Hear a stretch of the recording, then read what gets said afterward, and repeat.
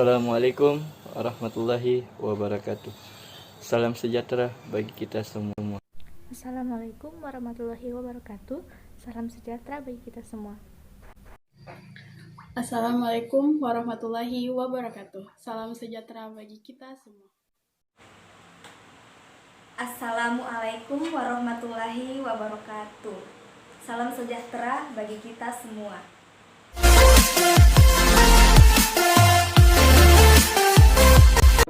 Perkenalkan, nama saya Mariones Rapang Pakiding, NIM 361190115. Perkenalkan, nama saya Muhammad Ajid Pratama dari kelas 1 AD3 Akuntansi, jurusan Akuntansi Politeknik Negeri Ujung Pandang dengan NIM 361-19016. Perkenalkan, nama saya Ismawati, NIM 361190114. Perkenalkan, nama saya Nur Alifah, NIM 3611901.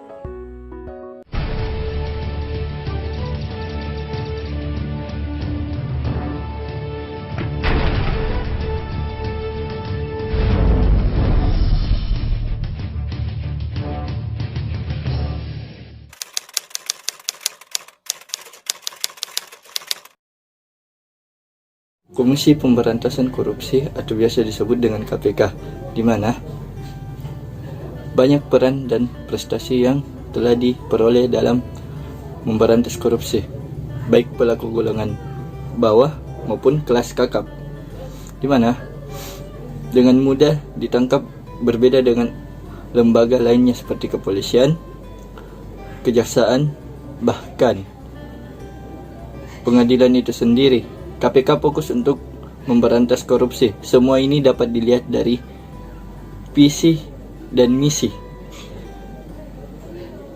Kedudukan dan tugas KPK, wewenang dan kewajiban KPK, susunan organisasi KPK, serta kode etik yang dimilikinya.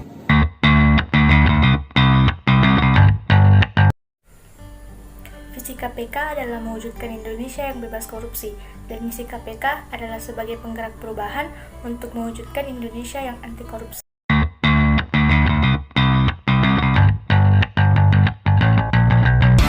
Rencana strategi KPK meliputi strategi berdasarkan waktu dan berdasarkan tugasnya. Strategi berdasarkan waktu dibagi menjadi 3. Yang pertama, strategi jangka pendek, yaitu strategi yang segera dapat memberikan manfaat meliputi penindakan. Kedua, strategi jangka menengah, yaitu strategi yang secara sistematis mampu mencegah tindak pidana korupsi seperti pengadaan dan infrastruktur informasi di instansi pemerintah yang mendorong efisien dan efektivitas. Yang ketiga, strategi jangka panjang, yaitu strategi yang dapat mengubah persepsi dan budaya masyarakat untuk menangkal korupsi yang terjadi di lingkungannya. Strategi berdasarkan tugasnya. 1. Strategi pembangunan kelembagaan bertujuan untuk terbentuknya suatu lembaga KPK yang efektif. 2. Strategi pencegahan bertujuan untuk membangun sistem pencegahan tindak pidana korupsi yang handal. Ketiga, strategi penindakan bertujuan untuk meningkatkan penyelesaian perkara tindak pidana korupsi. Keempat, strategi penggalangan keikutsertaan masyarakat bertujuan untuk terbentuknya suatu keikutsertaan dan partisipasi aktif dari segenap komponen bangsa dalam memberantas korupsi.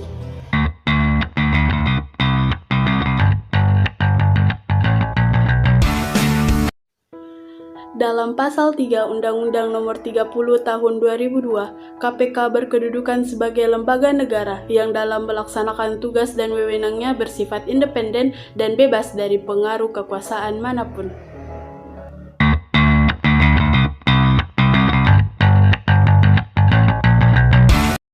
KPK dibentuk dengan tujuan untuk meningkatkan daya guna dan hasil daya guna dalam upaya pemberantasan tindak pidana korupsi. Dalam melaksanakan tugas dan wewenangnya, KPK berasaskan pada nilai-nilai kepastian, hukum, akuntabilitas, kepentingan umum, dan proporsionalitas.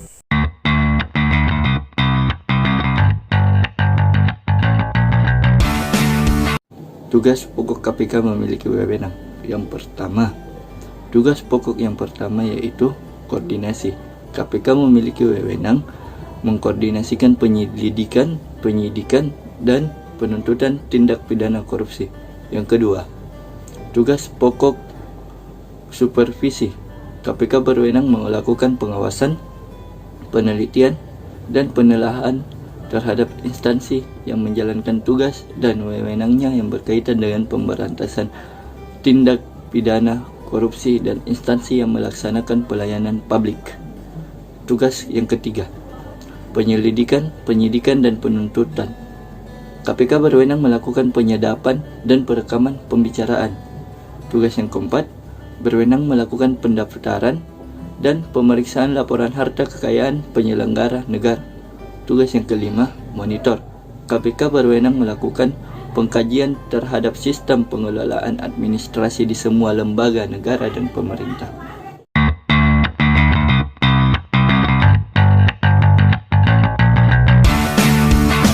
Berdasarkan tugas dan wewenangnya, KPK berkewajiban untuk 1. Memberikan perlindungan terhadap saksi atau pelapor yang menyampaikan laporan ataupun memberikan keterangan mengenai terjadinya tindak pidana korupsi.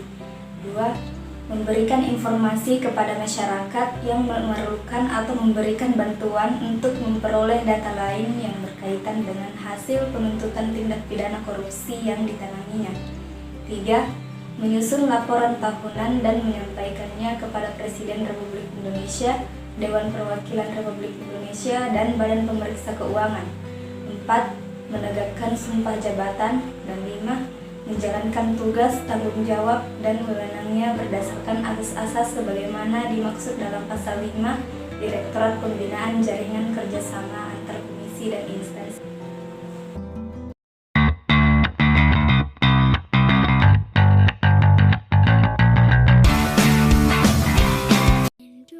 Berdasarkan Undang-Undang Nomor 30 Tahun 2002, susunan KPK terdiri atas seorang ketua dan 4 orang wakil ketua. KPK membawahi 4 bidang, yaitu bidang pencegahan, bidang penindakan, bidang informasi dan data, serta bidang pengawasan internal dan pengaduan masyarakat. Bidang dan subbidang dalam KPK. Bidang yang pertama, pencegahan. Subbidangnya yang pertama, subbidang pendaftaran dan pemeriksaan laporan harta kekayaan penyelenggara negara. Yang kedua, subbidang gratifikasi. Yang ketiga, subbidang pendidikan dan pelayanan masyarakat. Yang keempat, subbidang penelitian dan pengembangan. Bidang yang kedua, penindakan. Subbidang yang pertama, subbidang penyelidikan. Yang kedua, subbidang penyidikan. Yang ketiga, subbidang penuntutan. Bidang yang ketiga, informasi dan data. Subbidang yang pertama, subbidang pengolahan informasi dan data. Subbidang yang kedua, subbidang pembinaan jaringan kerja antar komisi dan instansi. Subbidang ketiga, subbidang monitor. Bidang yang keempat, pengawasan internal dan pengaduan masyarakat. Subbidang yang pertama, subbidang pengawasan internal. Subbidang yang kedua, subbidang pengaduan masyarakat.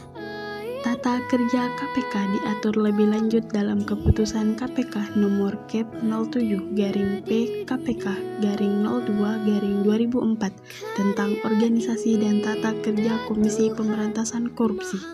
Berdasarkan keputusan KPK tersebut, susunan organisasi KPK terdiri dari pimpinan, tim penasehat, deputi bidang pencegahan, deputi bidang penindakan, deputi bidang informasi dan data, deputi pengawasan internal dan pengaduan masyarakat, serta sekretariat jenderal. Pimpinan KPK adalah pejabat negara yang bekerja secara kolektif dan menjadi penanggung jawab tertinggi dalam KPK. Ini membawa implikasi. Semua keputusan yang bersifat strategis diambil dalam rapat yang dihadiri oleh ketua dan 4 wakil ketua KPK. Jika ketua atau salah satu wakil ketua berhalangan sementara atau tetap, tidak berarti KPK berhenti dan mengambil keputusan-keputusan penting. Tim penasihat KPK terdiri atas 4 orang dengan tugas utama membantu pimpinan dalam menyiapkan kebijaksanaan nasional dan kebijaksanaan umum yang berhubungan dengan kegiatan pencegahan, penyelidikan, penyidikan, dan penuntutan tindak pidana korupsi. KPK memiliki sekretariat jenderal yang bertugas mengakomodasikan perencanaan, pembinaan, pengembangan, pengendalian administrasi dan sumber daya di lingkungan KPK.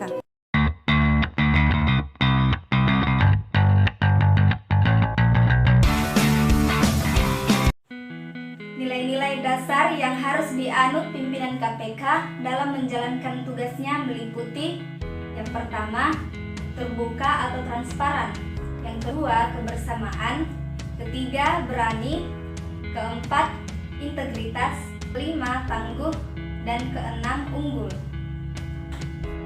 Sejalan dengan kewajiban yang harus dilaksanakan, pimpinan KPK dilarang untuk 1. Menggunakan sumber daya publik untuk kepentingan pribadi atau golongan.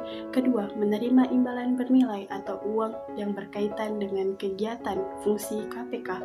3. Menerima atau meminta bantuan dari siapapun dalam bentuk apapun yang memiliki potensi benturan kepentingan dengan KPK.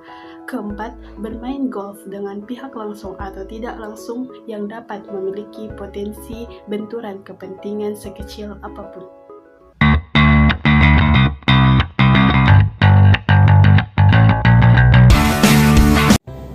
Ada beberapa keberhasilan KPK yang dia capai di negara ini, yaitu yang pertama, menangkap pelaku tindak korupsi kelas kakap. 2. Mengembalikan sejumlah uang ke negara. Ini setiap tahunnya meningkat, di mana setidaknya pejabat yang tidak bertanggung jawab tersebut dipenjarakan dan diberikan sanksi atas tindakannya. Masa reformasi di mana KPK menjadi salah satu pengawalnya berhasil menjungkir balikan pandangan para pelaku korupsi bahwa di negeri Indonesia saat ini para pelaku korupsi bebas berkeliaran. KPK berhasil menjebol pandangan tersebut sehingga di negeri ini tidak ada lagi orang yang kebal-kebal. Hampir semua lapisan, instansi pemerintah, swasta, dalam ataupun di luar negeri tidak luput dari bidikan KPK. Bahkan Aulia Pohan, pejabat Bank Indonesia sekaligus besan Presiden SBY, mampu dijebloskan ke dalam penjara. Hal ini membuktikan bahwa KPK mampu menembus dinding kebal hukum untuk memasukkan para pelaku korupsi siapapun dia ke balik jeruji besi.